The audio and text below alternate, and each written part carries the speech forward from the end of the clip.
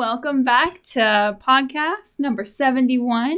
My name is Erica. I'm the Assistant Property Manager for Independence Property Management. This is Mark. I'm the Director of Investments for REIal Estate Group. Awesome. And like we talked about in the vlog, we are going to talk about today, what is seller financing? So Absolutely. Mark has a little tidbits for us on that. Yeah, seller financing. It's very fun, and so although here at REIal Estate Group, the majority of my time is spent working with investors on finding a property that works for them, and whether it's bed and bath count or if they're looking for a certain cash flow or whatever. But every once in a while, they let me do some acquisitions, so it's very fun. So being in real estate, seller financing is great. We had talked about in the vlog maybe some examples of the different kinds of things that you can run up against. And as an investor, some things to have in your arsenal to help you maybe stretch that dollar on your offer.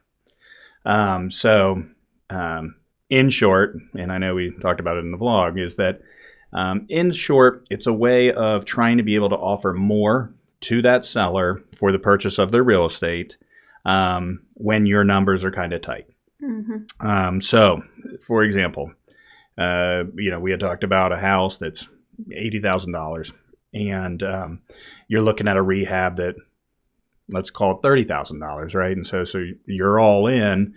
Seller's asking 80, you've got 30, so you're in at 110, and you're like, wow, I really need to be closer to that 100, so I can really only offer you 70. Mm-hmm. But a way of looking at that is by doing creative financing. And so there's, in essence, 4 different ways that you can structure creative financing. And we're not going to get into the specifics of that, but there's either short-term, like a short-term solution, mm-hmm. or there's a long-term solution, like that you're going to be working on, maybe paying this out over a long period of time versus obviously short. And then the other option would be, do they have a mortgage or is there no mortgage? And so those are the different scenarios. And so if you were to, say, have a short-term solution and you wanted to do this and this person is not have a mortgage, so they're just like, you know what, you sell it whenever you want.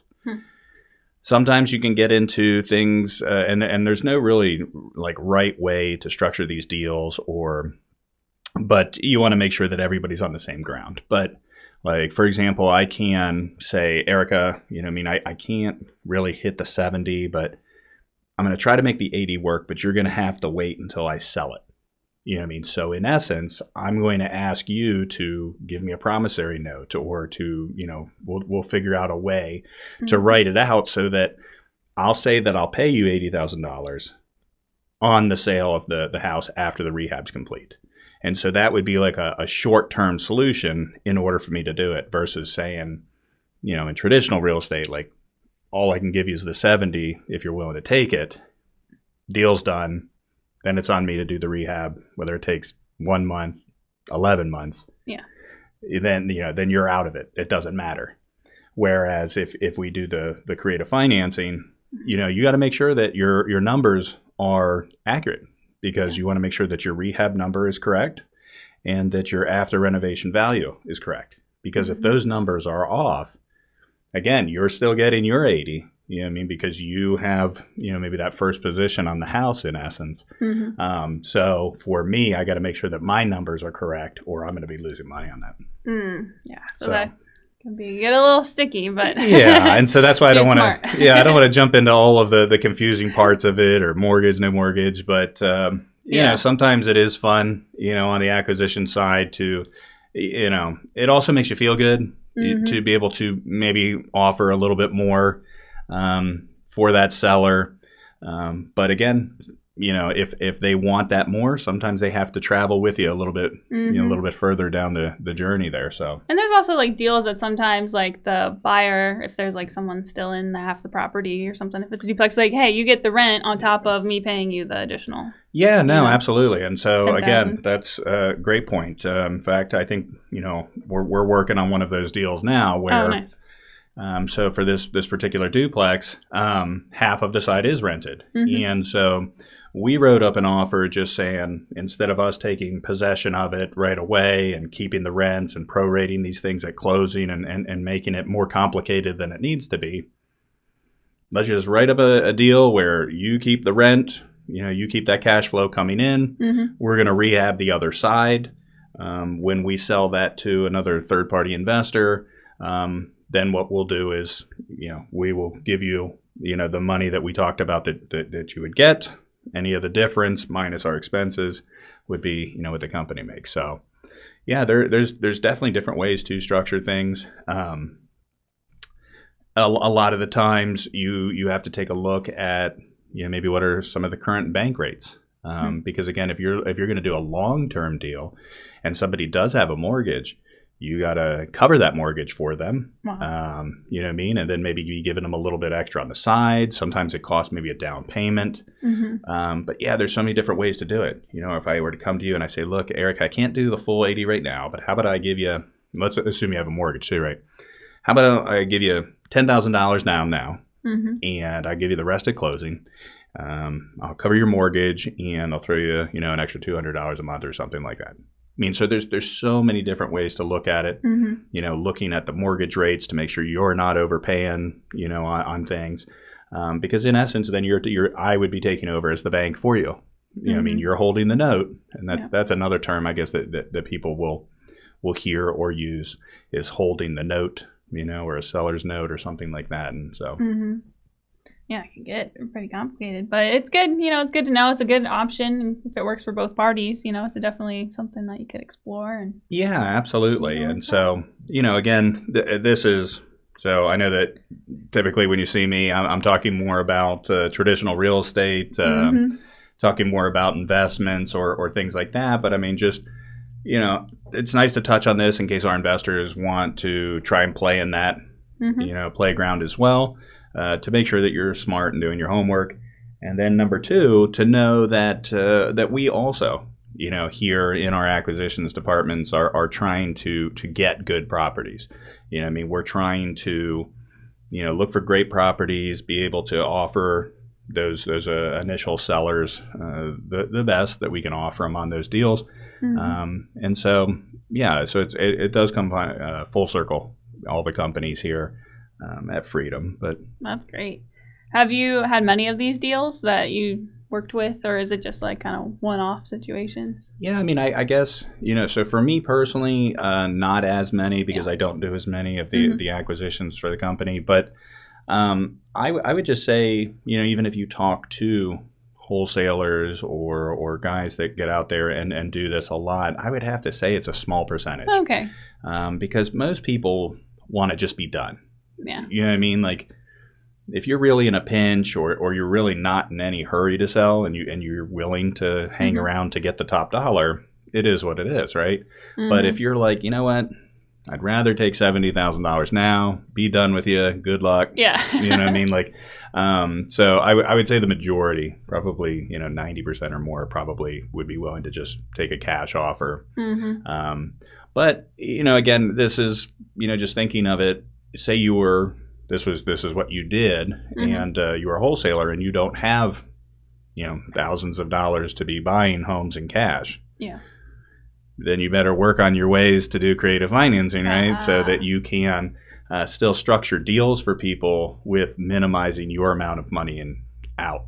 And then if you also work with sets of investors or something like that kind of always buy from you or trust you. I mean, they want to know that you're doing the right math and that you're doing the right deal, because ultimately, if you're in one of those long-term deals, once you as the wholesaler are out and you've made your money, I mean, that long-term deal might still continue with the other investor to the original seller.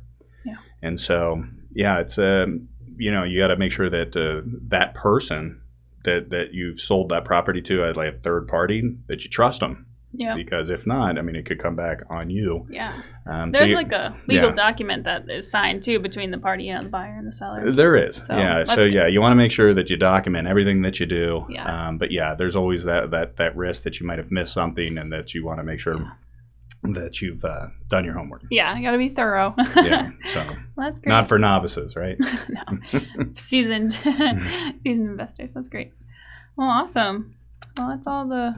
Yeah, I was gonna say, have you heard of this or done any of this yourself? No, I haven't really dabbled too much in the investment world, but I love learning about it and learning the different avenues for people. Sure. I work with a lot of different owners and investors, so it's cool. Like if I ever have a situation, sometimes they tell me about this stuff, so I'll definitely, tell them to listen to this podcast. Yeah, I was going to say, again, I know enough to be dangerous, but there are definitely professionals out there that do this all day, every day. Very savvy at it. But again, if I had to give any words of wisdom, it would definitely be to be careful, make sure that you run your numbers, document everything that you do, and ask questions. That's great. That's perfect. Well, it's been fun chatting about seller financing and getting to learn a little bit about it. I guess one thing I don't know if we went over was how to structure a seller financing deal. Is there a specific way to structure it? Well, we just kind of touched on it. There's no, there's no like specific like document that you pull out and say like, here's what we're gonna do. I mean, I have personally done deals with people over handshakes, which is not smart. But so don't do that. But I mean, it's I mean, as long as everybody knows what the plan is, then there's a way to kind of put it into it. It's whether you want ownership of the property right away, or whether somebody's holding on to a note or a mortgage or a first position of the house. So again, there's different ways to structure how it looks. Any interest payments that are due, any monthly payments that might be due if you're doing a little bit longer, settlement or something like that. So no equation for it, but again, just making sure that in order to get to where you want, what are the steps that need to be covered in order to do it? Put it in writing. One question I did have was the long-term deal that they might set up. What's the longest that you think it would be like smart to go as like maybe a seller like wanting to make this deal with a buyer? Would it be usually like a year is tops, or does it just depend on I guess what you guys discuss? And again, I guess it depends on whatever like is your comfort zone. I would say that like a couple years would probably be the most, because again, you want that third party seller to make you whole, cash you out. The reason that most people are trying to sell their property is because they don't want to manage it anymore. They don't want to be a part of it. So the longer that you make that deal, the maybe less appeasing or good that looks to them, because it's like, I don't want to be in this for 3 years. With this cash out. Then just kind of waiting. But again, you never know. I mean, there could be people that have a lot of properties and they're into all kinds of creative solutions, and they still have monthly cash flow coming in off of this with the possibility of a bigger payout at the end. But I would say a general rule of thumb is probably try to keep it under a couple of years. Yeah, that makes sense. I guess because I work in property management, I'm curious who would be like the one that would be responsible for if like a maintenance issue came up, if there was a tenant in half the building. Would it be the buyer, or is that just something again that you just have to discuss? That would definitely be on the buyer. Okay. Because in essence, the other person is just holding a note, like whether it's a promissory note or holding a mortgage. You, as the buyer, I would assume would be responsible for any of those damages because you're the owner. All right. Well, that's good to know. That's kind of helpful for the seller, not having to deal with that headache. They just get to hold it and make some money if they have rent coming in. And right. Well, yeah. Again, and then I guess the problem or trouble with that is if that third party that you're selling to like defaults or stops making the payments or something like that, in essence, it goes back to, so that's where you got to make sure that you have all your paperwork documented. Yeah. Gotta make sure it's right and tight there. That's great.